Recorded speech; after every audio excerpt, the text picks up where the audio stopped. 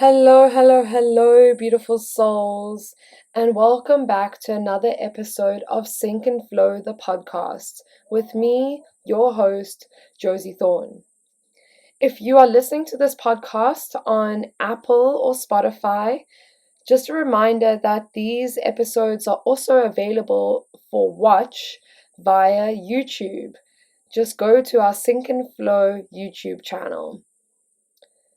So let's get into today's episode, which is all about cyclical living. Today we're going to be chatting about what exactly is cyclical living and how can you as a woman align your life to the magic and beauty that is your menstrual cycle. So, what is cyclical living? Cyclical living is the understanding that we as women living in the 21st century, we have grown up in a patriarchal society. This society values the masculine energy levels and energy cycles and devalues the feminine energy cycles. Men's hormones reset themselves every 24 hours. They rise in the morning and they decrease in the evening. And this happens every single day. They have the same amount of energy every single day and the same amount of hormones released in their bodies every single day. Our patriarchal society values this, and you can see that evident in the way that our 9 to 5 typical work life is structured around this way of working and this way of energy usage. Us as women need to realize that we are not men. We do not have the same bodies as men. We do not have the same strength. We do not have the same hormones. Our hormonal profile is completely different every single day of our cycle. And it is completely different to the way that men's hormonal profiles operate. A woman's hormonal cycle resets itself every 28 days. A woman's menstrual cycle lasts typically 28 days and can go up to 35 days, 28 days being the average. So we as women have to realize that we have actually been operating within a man's world. We have been operating within a patriarchal paradigm, and therefore it is so much more easy for us as women to become burnt out, exhausted, and stressed because the typical workday does not value our cyclical nature. Okay? Cyclical living is the way of aligning your lifestyle to your menstrual cycle, knowing that every single day of your cycle, you are a different woman with different energy levels and different hormones in your body. This means that every single day of your cycle, you are a different woman with different needs, different wants, different levels of energy, different levels of excitement, different levels of motivation, different levels of sexual arousal. Okay? It is so important to realize this. And because we live in a man's world, we expect ourselves to show up the same every single day. But cyclical living is the revolution to the patriarchal construct of 9 to 5. Cyclical living is the way that women take back their power. the way that we reclaim our bodies and reclaim our natural flow of energy and hormones within our systems.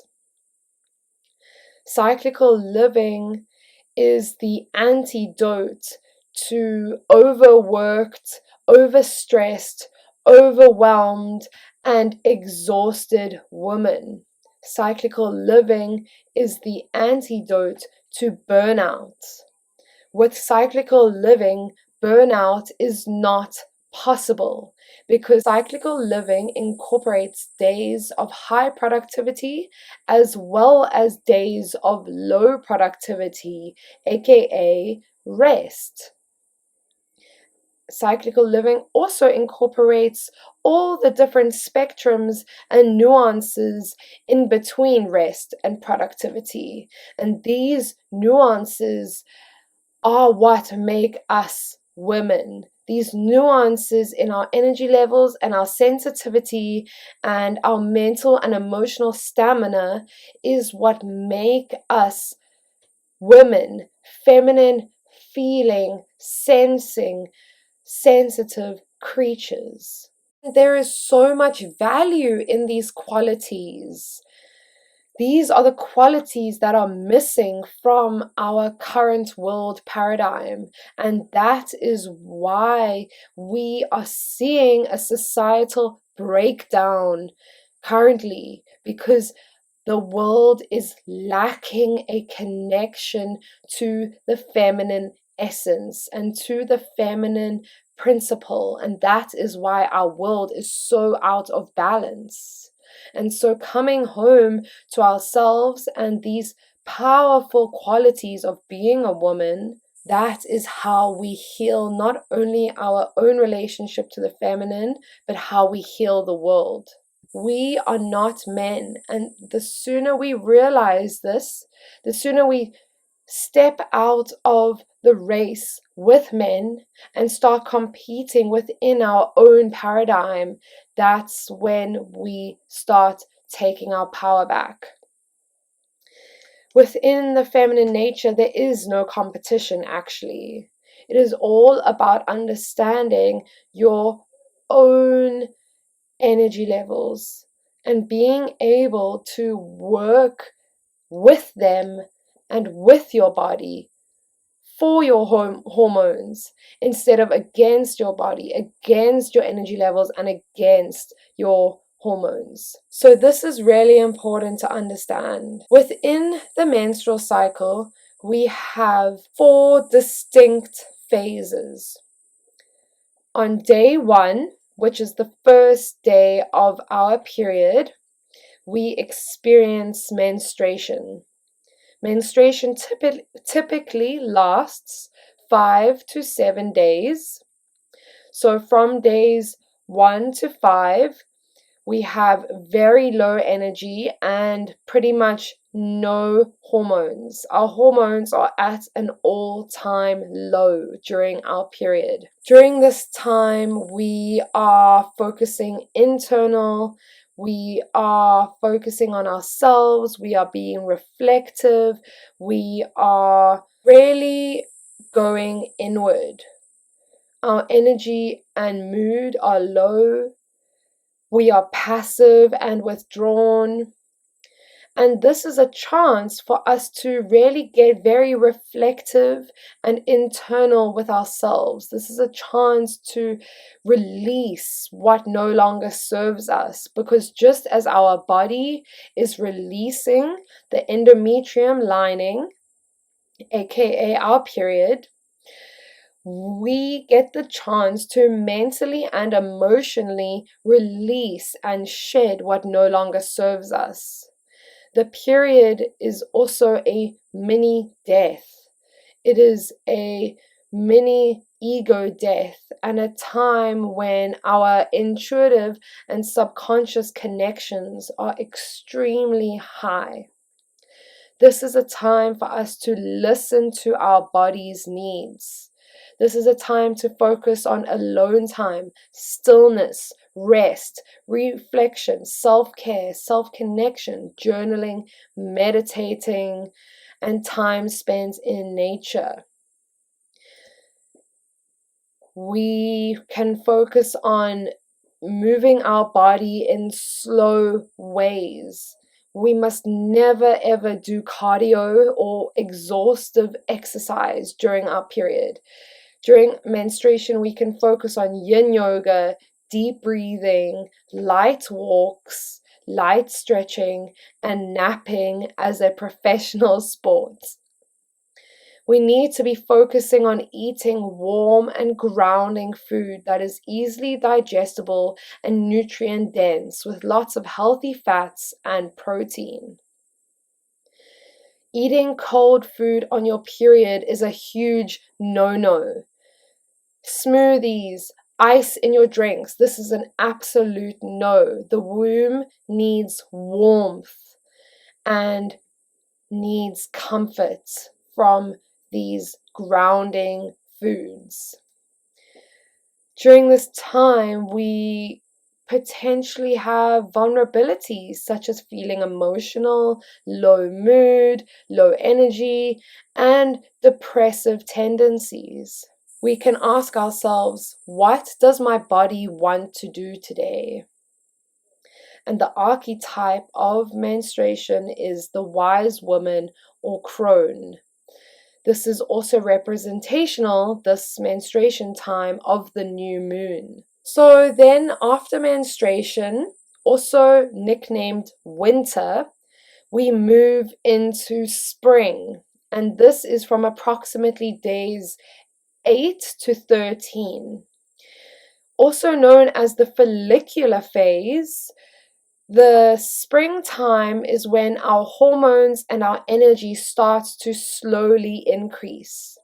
Estrogen and testosterone start to rise along with FSH, also known as follicle stimulating hormone. Our energy and our mood start to improve, and is the best time for mental work such as creativity, problem solving, planning, organizing, and getting yourself ready for your upcoming cycle. It is a really time to renew and rejuvenate yourself. It is a time to listen to your heart and spirit. You should be focusing on creativity, learning new things, project planning, organizing, goal setting. The exercise that you should do in your follicular phase is vinyasa yoga, dancing, hiking, and starting to incorporate cardio back into your routines. During this time, you want to be eating energizing and lighter foods, mainly plant-based, healthy fats, vegetables, fruits, nuts, and white meat. The vulnerabilities that could be present during this phase are overwhelm, anxiety, low self-esteem, or feeling a little bit lost and directionless. The question we need to ask ourselves during this phase is, what does my spirit want me to do today? The archetype for this phase is the maiden or the virgin. And this phase is representational of the waxing moon. We then move on to ovulation, which is typically from days 14 to 21, also known as summer. This is when you are at your greatest energy levels. Your estrogen, your luteinizing hormone, otherwise known as LH, and FSH peak at their highest levels. Your energy and your mood peaks. You literally feel your best.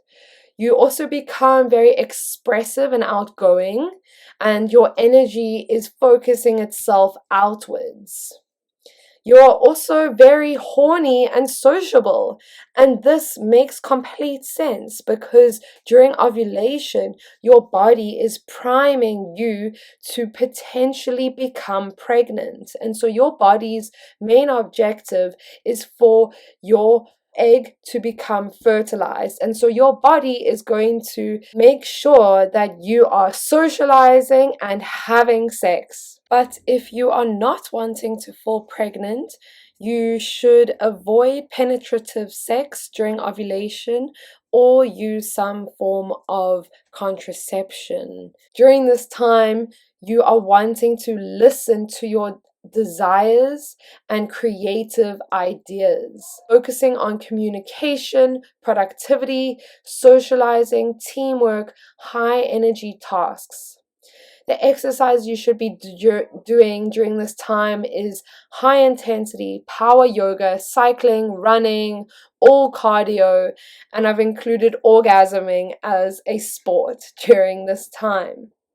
If you cannot get that externally, make sure to self-service. The food you should be eating should be high calorie intake, very calorically dense, raw, high fiber, lots of greens, fruits, nuts, and white meat. The vulnerabilities that could happen during this time are burnout, feeling ungrounded, feeling drained, or potentially people pleasing because you have the sociable, externally focused energy and you may be overcommitting to all these social activities. During this time, we should ask ourselves the question, what can't I not do? What will light me up? And the archetype for this phase is the mother or the empress. And the moon phase for ovulation is full moon at your peak. The next phase, which is typically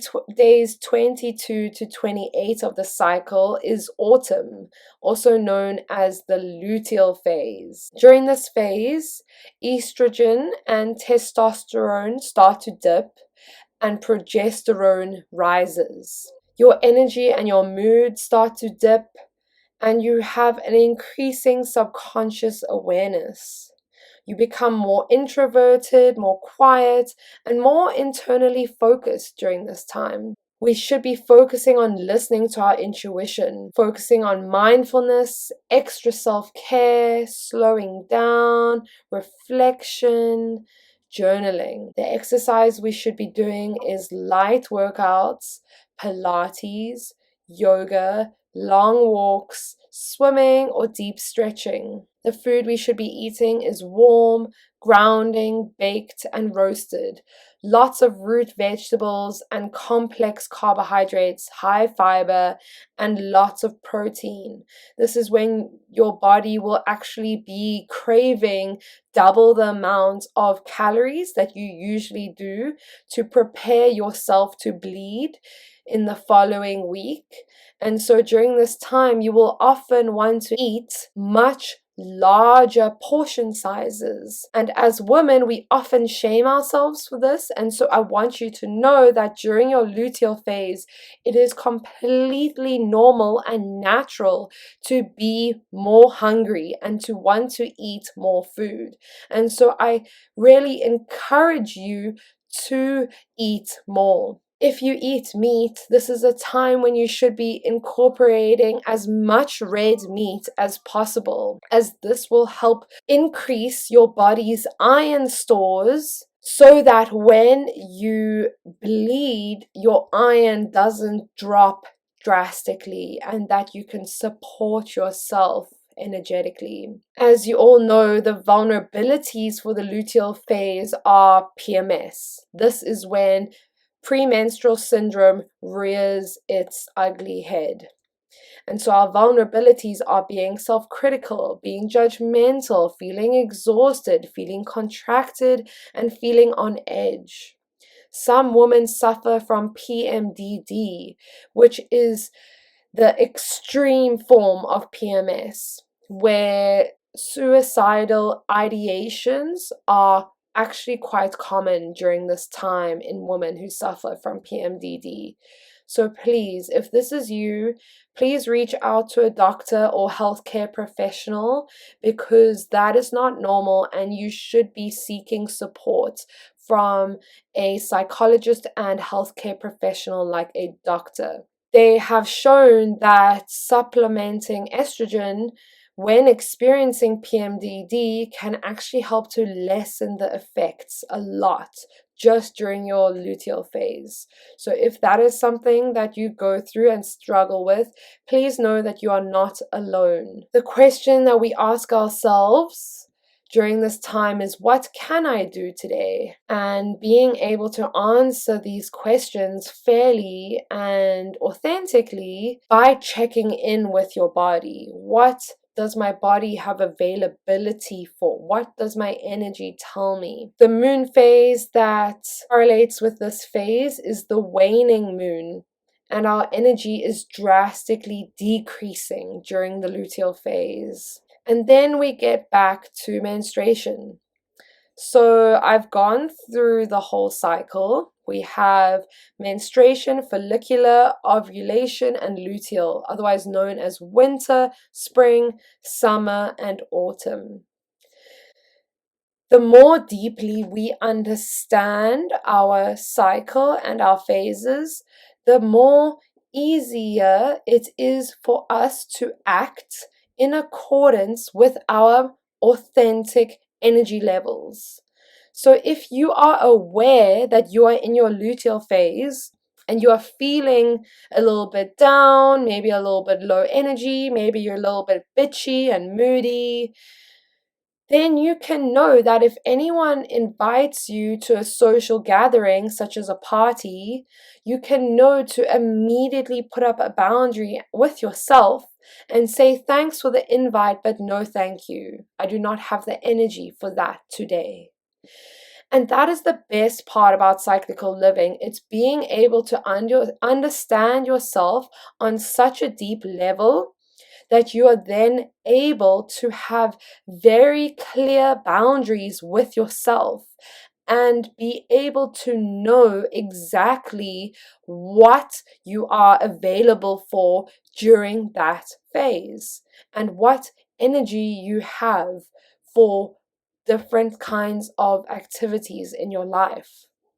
On a personal level, I have found through incorporating cyclical living into my life that the more that I allow myself to rest and connect with my internal world, practice self-care, and really slow the fuck down, focusing on my internal, emotional, spiritual, and physical needs during my menstruation, the more I focus on that, the more energy I actually have during the rest of my cycle to focus on the demands of my career and the rest of my life.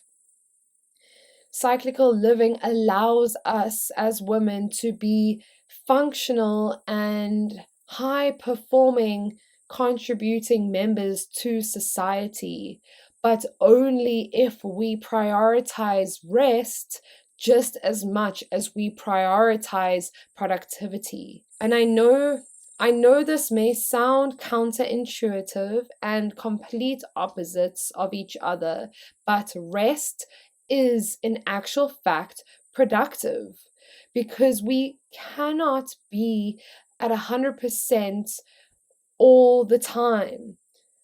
We have to allow for those natural ebbs and flows, ups and downs that our body is asking us for, that the cycles of our menstrual cycle goes through, the waves of our hormones.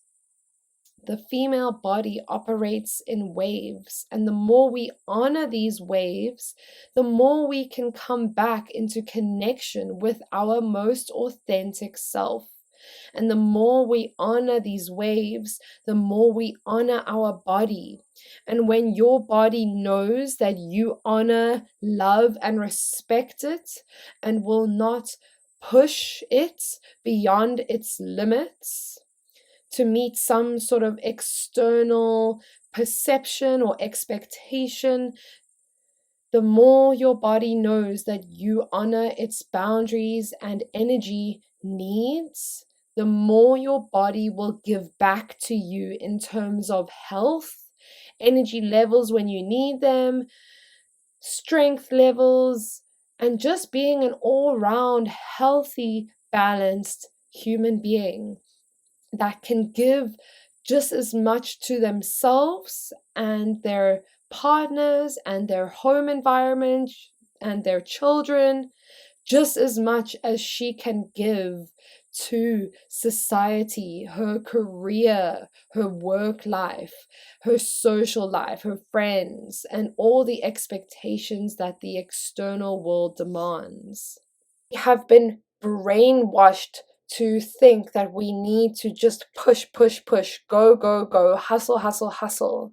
But that is not the way of the woman. That is not the way of the cycle. So, as you would have noticed, there are some common overlaps between the different cycle phases. Menstruation and luteal phases are very much focused on low energy. These are the feminine half, the feminine portions of our cycle. And this is when we need to be focusing our energy on ourselves, focusing inwards, reflecting, being, slowing down, and really dissolving the identity and our sense of self so that we can rebuild it in the next phases. It's really important to acknowledge this time, because if we don't have that balance between the yin and the yang, the masculine and the feminine, we will burn out. And similarly, the follicular and ovulation phases are the masculine portions of the cycle. And this is when you can be focusing your energy on the external world. This is when you have a lot of energy. And so you should be focusing on sending your energy outwards, manifesting, doing, speeding up, being driven, being dedicated, creating your identity and solidifying your sense of self. When we understand the balances of the cycle, the different phases, as well as how they correlate with the phases of the moon, we can really act in service to our highest selves. So I really hope that you enjoyed this episode, that it provided a lot of value for you. If you would like to learn more, on my website shop, syncandflow.com, which will be linked in the show notes or in the description below, I have linked a product. This is a digital product that you can buy. It is a beautiful poster that I have created for you to purchase and download and print so that you can put it on your bedroom wall or next to your desk. And it details all of the phases of the cycle in detail, with all of the descriptions that I have spoken about in this podcast, going into detail of each.